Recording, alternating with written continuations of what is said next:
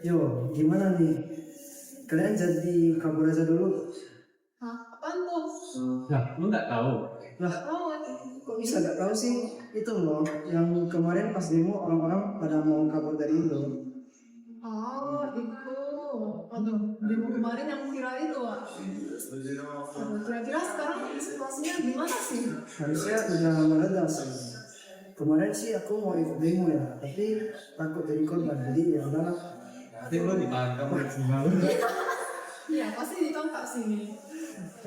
Nggak perlu lama-lama jadi lu langsung ditangkap sih. Kemarin sih saya sebenarnya juga mau ikut demo sih. Soalnya kayak ada suatu saat saya tuh langsung emosi nih. Soalnya kan gaji DPR dinaikin, padahal suara rakyat kan nggak dengerin, dikacangin aja.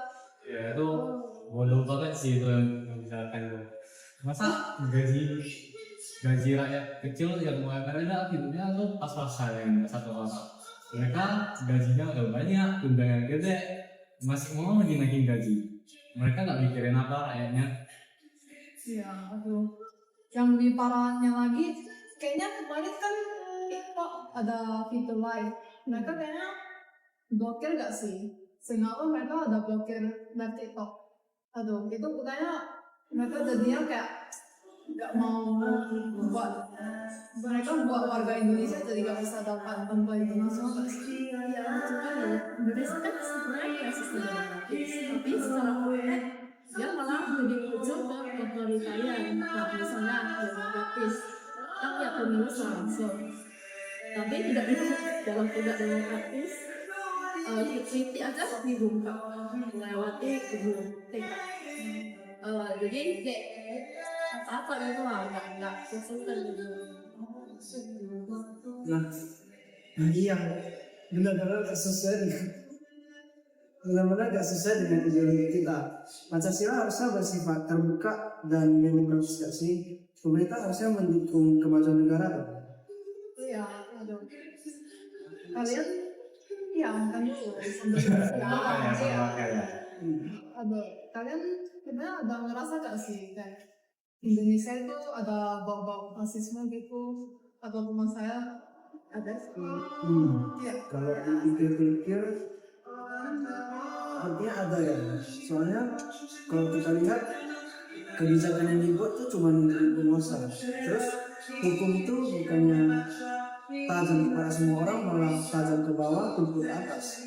Terus suara kita juga dibungkam. Benar-benar gak demokratis sih.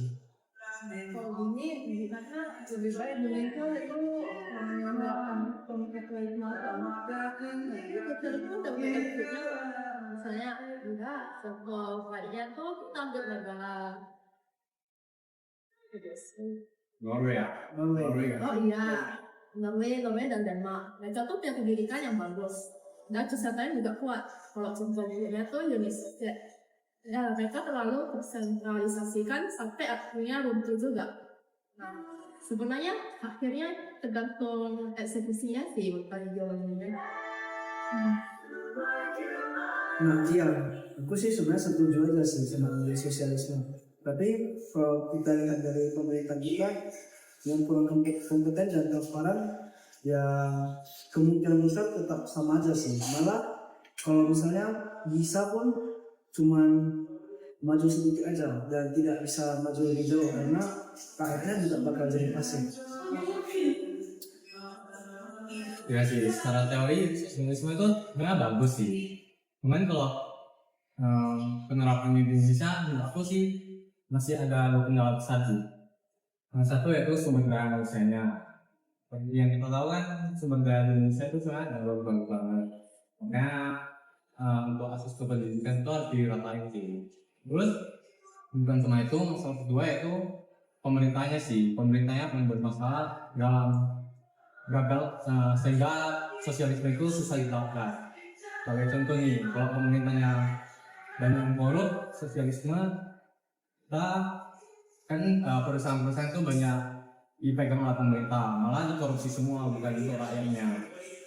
Jadi secara teori sosialisme bagus, cuman ya eksekusinya juga sih Indonesia yang jelek.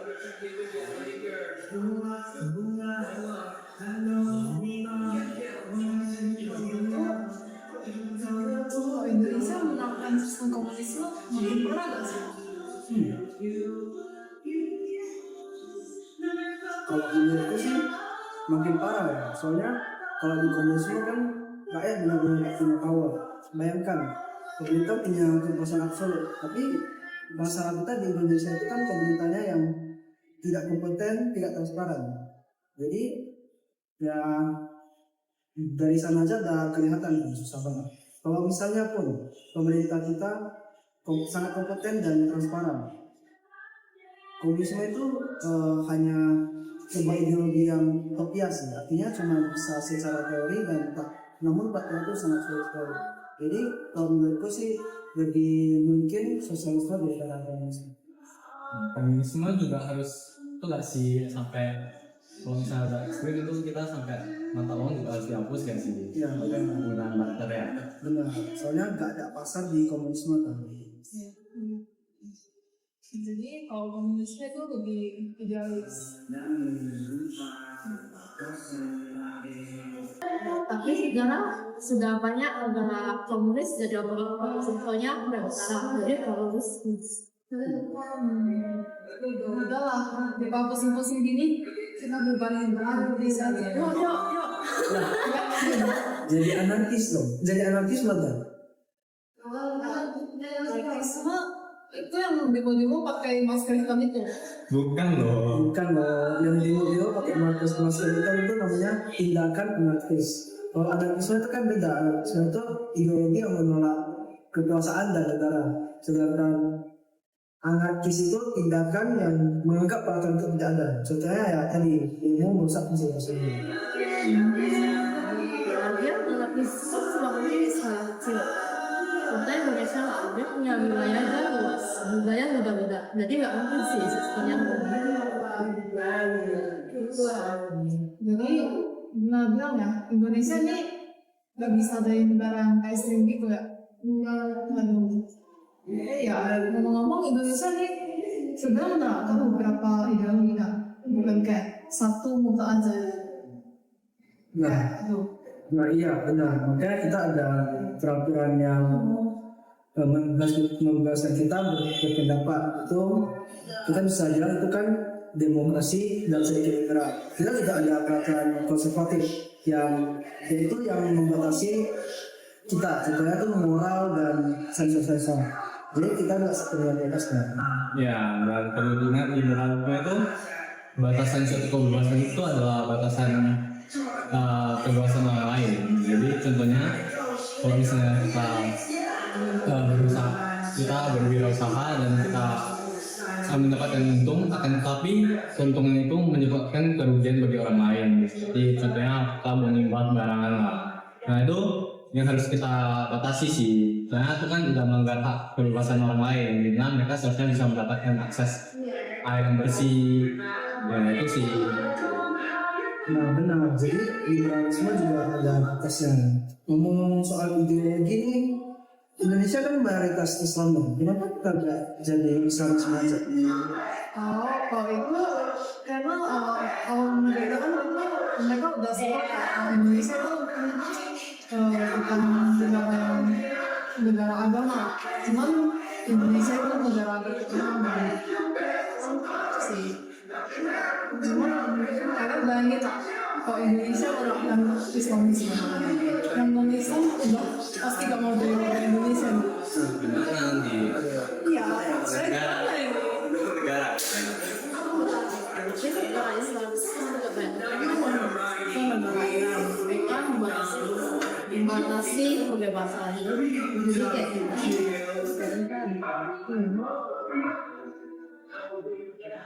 Tapi kan Islam sendiri itu ada penerapan yang bagus sih, yang berhasil lah. Contohnya di Aceh juga kan, itu kan tapi kan penerapannya dalam skala kecil. Dalam skala kecil bisa berhasil sih. Nah iya, untuk skala besar terutama di wilayah yang kayaknya sepertinya agak susah ya. Apalagi Indonesia kita tahu banyak sekali budaya-budaya. Nah ngomong Indonesia, kira-kira kita kan mau Pancasila. Itu ada sisi positif dan negatifnya nggak sih? Jadi nilai positif Pancasila itu kalau menurut aku sih ya, Pancasila itu sebenarnya lumayan fleksibel ya. Terus ideologi Pancasila sendiri itu bukan yang dari luar negeri mengimpor, itu berdasarkan sejarah-sejarah kita Indonesia sendiri dari luar negeri. Jadi untuk ideologinya sangat mudah diterima lah di Indonesia. Terus selain itu ada nilai musyawarahnya, dimana Pancasila itu mementingkan nilai musyawarah dan sangat cocok untuk Indonesia yang seperti yang kita tahu itu multi etnis. Ya sih, setuju sih. Soalnya Pancasila kan itu kayak ada moralitas, ada kebersamaan juga. Pancasila juga menyediakan ruang kebebasan untuk warganya. Cuman ya, kalau saja kebebasan itu pasti dibatasi oleh tanggung jawab sosial. Tapi justru karena sebenarnya luas, jadi juga beragamakan terlalu menurun, makanya gampang banget diambil sama pemerintah. Itu dibentuk secara Pancasila, karena artinya belum tentu sesuai dengan nilai aslinya. Nah, Iya sih, betul itu sih. dia. Itu yang bikin masyarakat skeptis karena apa-apa semua dibilang Pancasila. Kalau kita lihat malah Pancasila jadi alat untuk memperlekat kita semua supaya tidak terjadi chaos, supaya menumbuhkan kita dengan alasan Pancasila. Padahal kan nggak harus, padahal kan nggak semuanya begitu. Jadi Pancasila itu cuma kayak cuma di slogan-slogan atau pidato aja sih, kayak untuk implementasinya sendiri itu masih kurang sih. Kalau sih kalau ada yang seperti itu, pokoknya ya tiap kali ada isu identitas atau kebijakan yang lebih sensitif itu orang-orang pun menggunakan Pancasila sebagai kartu politik gitu. Ya kan? Iya. Itu dia. Ya sebetulnya konsepnya tuh ya, tapi aplikasinya jauh dari ideal. Jadi mendapatkan plus minus Pancasila ini bakal selalu ada. Nama masalah implementasinya belum jelas. Iya, dengar-dengar ada gerakan baru kan di PSC. Kenapa itu? Apa ya? Itu ekologisme dan komunisme. Yang membuat tumbuhan itu ya? Bukan. Aduh, enggak. Bukan ya? Itu muncul dari ketidakadilan terhadap lingkungan, eksploitasi alam. Sedangkan feminisme itu muncul dari eksploitasi wanita dan ketidakadilan gender. Jadi keduanya juga bisa diambil. Ada loh istilahnya, namanya ekofeminisme. Kira-kira bisa ya kita di Indonesia? Sebenarnya Indonesia sudah mulai dalam sana. Kalau kita misalnya ada penolakan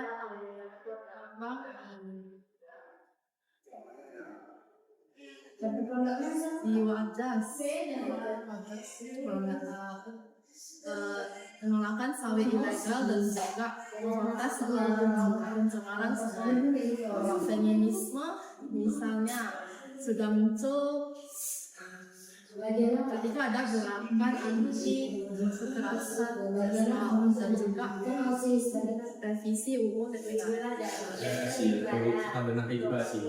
Soalnya kan kalian tuh kayak kalau terlalu fokus terhadap ekologinya. Contohnya nih baru-baru ini terjadi banjir kan. Iya. Terus salah satu dari eksploitasi alam sih. Akhirnya terbongkar dengan jelas. Iya. Ribuan hektar itu ya. Bukan yang ditebang ya. Dan saya udah apa ini? Aduh, mau order dulu. Oke lah, langsung aja kita tutup dulu. Langsung. Bentar dulu. Apa sih maksudnya?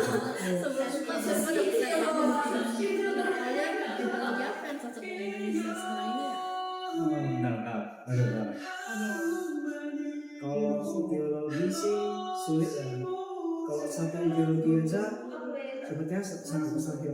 Soalnya menurutku untuk satu ideologi sukses itu perlu eksekusi yang baik. Sedangkan itu tahu masyarakat selalu eksekusi. Pemerintah kita, SDM kita semuanya tidak mendukung. Jadi tidak ada ideologi. Ya, ada ideologi dan teori-teorinya. Kalau eksekusinya kurang bagus tidak bisa sih. Iya sih, setuju juga sih. Udah lah, makan dulu guys.